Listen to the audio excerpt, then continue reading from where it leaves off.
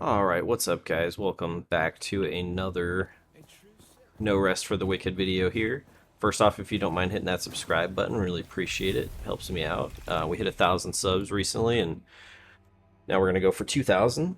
In this video, I just kind of wanted to talk about the development cycle of this game and just kind of ARPGs in general.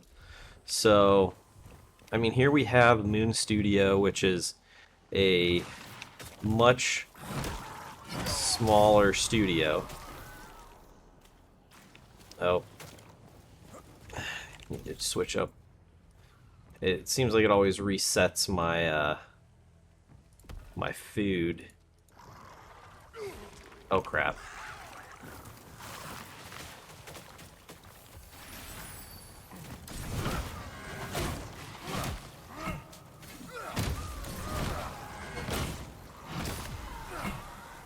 Anyways, as I was saying, we have a much smaller studio here, and really when you look at this and compare it to a game like Diablo 4, it's just night and day what they've been able to do in terms of releasing a game that is, you know, in early access, but feels more feature complete than I would say Diablo 4 did and Diablo 3 did at launch.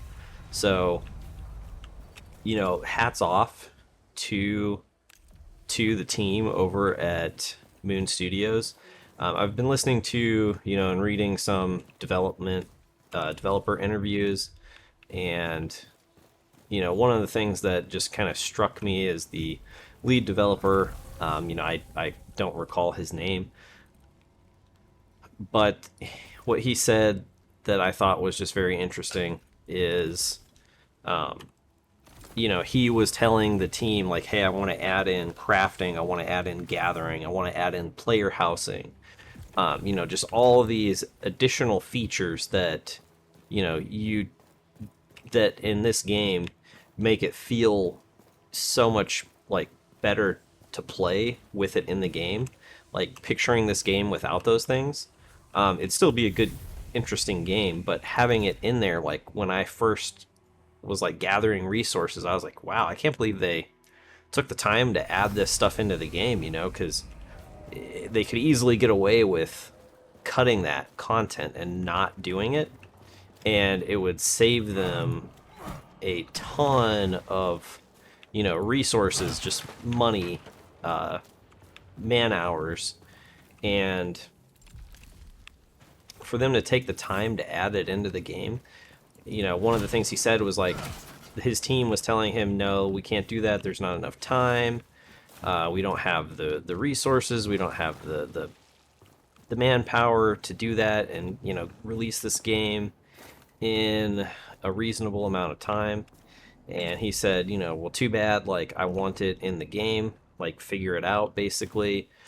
He said, you know, kind of like people are inherently lazy, and oh, what? Are you kidding me? Dude, that shoulder bash, like, knockdown, that was okay. I'm kind of angry about that. Like, I parried him and he's able to shoulder bash me out of that, and then hit me with the spin move while I'm down.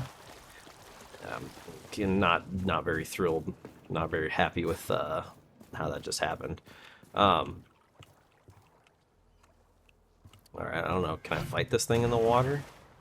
No.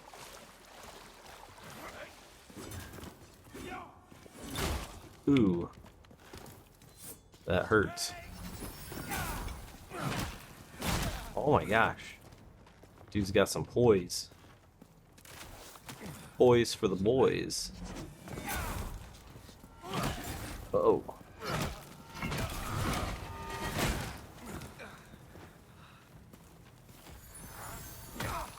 Oh my gosh. Oh, that shoulder bash, that's deadly. Alright. Alright, time to get serious. Okay, but, you know, anyways, Diablo 4, I mean, if you're gonna get one thing right in an ARPG, it's gotta be the loot. all things aside, if you get the loot wrong, you know, you've kind of messed up. Oh my gosh, dude! Oh my gosh! How does that two-shot me?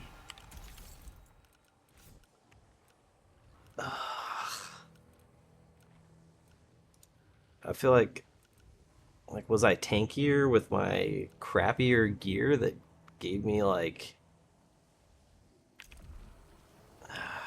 way less armor, but like 5 or 10 more health? Oh my goodness. I'm embarrassing myself here. Maybe I need to put more points into health. I don't know. I don't think I've put like any points into health. I still have like 9 unspent attribute points. Okay.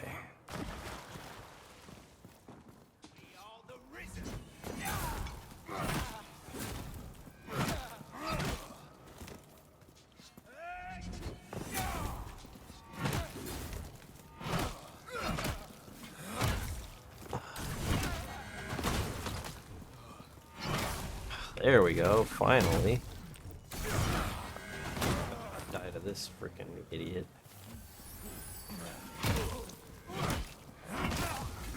Jeez, okay. I definitely need... I'm still using a tier 1 weapon, and I can really feel that.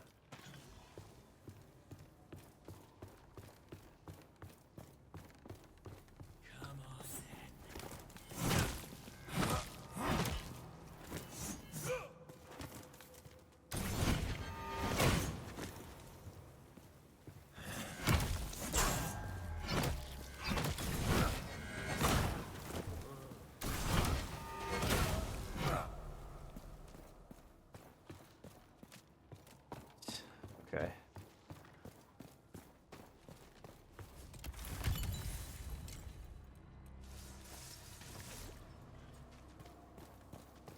But yeah. Just he was saying that, you know, most people are inherently lazy, and so when you say where you're going to do something and you push for it, like you push your team, then that's how you like make that stuff happen. So I mean, I just thought that was, you know, very interesting and kind of refreshing to hear from a developer. Oh, whoa.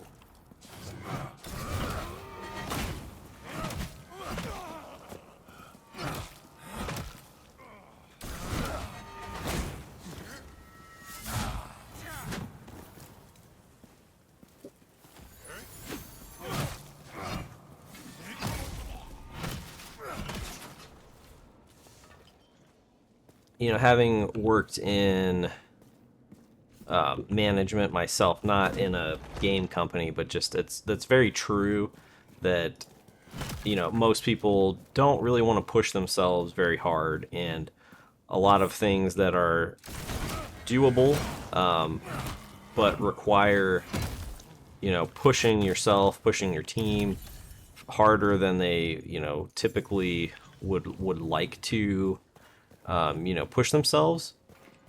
Oh, okay. I didn't realize the NPCs could climb the ladders. That's something new that I just learned.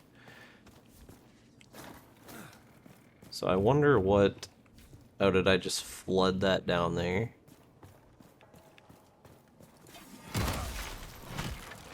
This game is definitely very sort of puzzle-like in nature, just in trying to figure out, you know, where exactly you need to go. One thing I do is I have this health regeneration helmet, and I kind of switch it in and out in between combat, just so I can save on my food items. But yeah, when we look at a game,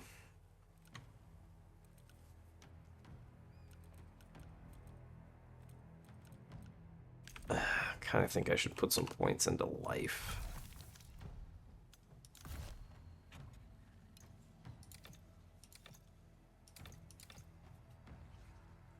Man, 4 points. It only gives me... You only get 4 life per point?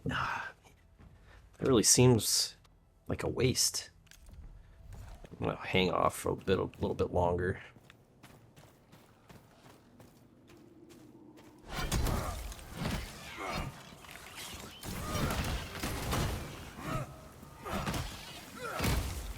The gameplay in this, the gear, I mean, it's kind of sad to say, but it's more interesting than Diablo 4 in a lot of ways. Like it's simple, yet it's very um, at the same time it forces you to make. Oh, that's interesting. 6% stamina on damage dealt. That's I've not seen that yet as a stat.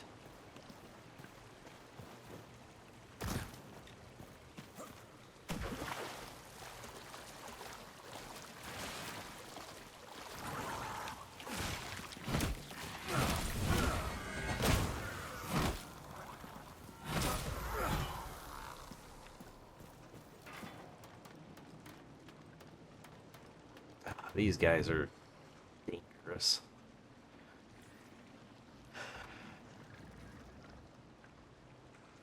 But yeah, I mean the combat, it's just very deep, very interactive, and this I can't say enough positive things about this game. If you haven't checked it out yet, you really should. If you like Souls games, if you like ARPGs, it's just fantastic. I don't understand why AAA games have become so trash, but they really just are awful nowadays. Um, and hopefully we can get back to kind of an era of better games. And I'll kind of leave it at that because this video is starting to get a little bit on the longer side, and I'm rambling a little. So thanks for tuning in, guys. Thanks for listening. Thanks for watching. And remember to give them the D.